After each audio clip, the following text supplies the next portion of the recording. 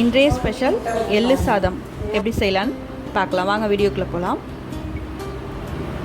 வறுத்த வேர்க்கடலை எடுத்து வச்சுக்கோங்க, 50 கிராம். வறுத்த எள்ளு, வரமிளகா,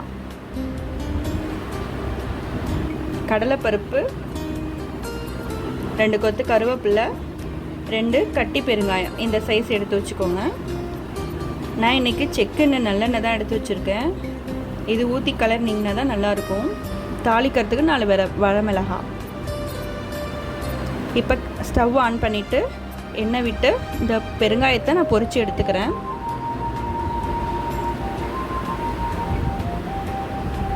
அதே எண்ணெய் யூஸ் பண்ணி கடுகு தாளிச்சிருங்க. கூடவே வரமிளகா போட்டுருங்க.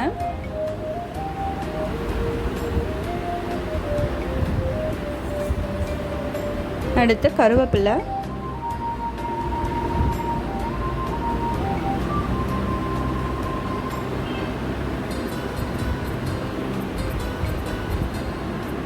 கடலைப்பருப்பு, இதெல்லாமே நல்லா வறுத்துக்கோங்க.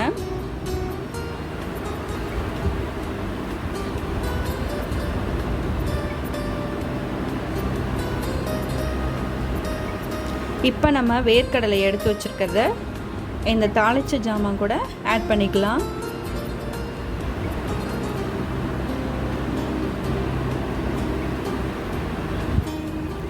இந்த எள்ளு சாதத்தில் வேர்க்கடலை இது எல்லாமே நல்லா சேர்த்துருக்கிறதுனால நல்லா ஹெல்த்தியாக இருக்கும், டேஸ்டியாகவும் இருக்கும்.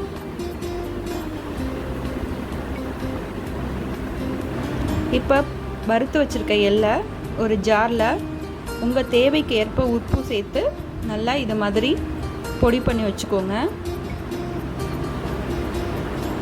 நல்லா இது மாதிரி பொடிச்சிட்டு பெருங்காயம் அது கூட சேர்த்துக்கோங்க.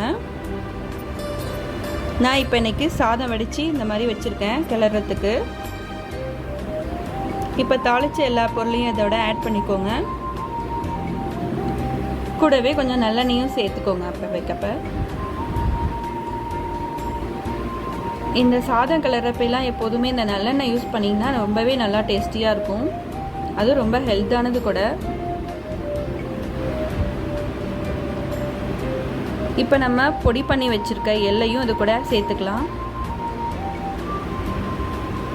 எல்லா பொடியுமே இது கூட ஆட் பண்ணிவிட்டு நல்லா அடியிலேருந்து நல்லா கிளறி விட்டுருங்க. நம்ம பொடிஞ்சு வச்சுருக்க அந்த எள்ளு பொடியும் போட்டு சாதத்தில் நல்லா மிக்ஸ் பண்ணி கிளறி விட்டுருங்க. இப்போ ஸ்மெல்லியான டேஸ்டியான எள்ளு சாதம் தயாராகிடுச்சு. டேஸ்டியாக சாப்பிட்டு ஹெல்த்தியாக இருப்போம். தேங்க்யூ ஃபார் வாட்சிங்.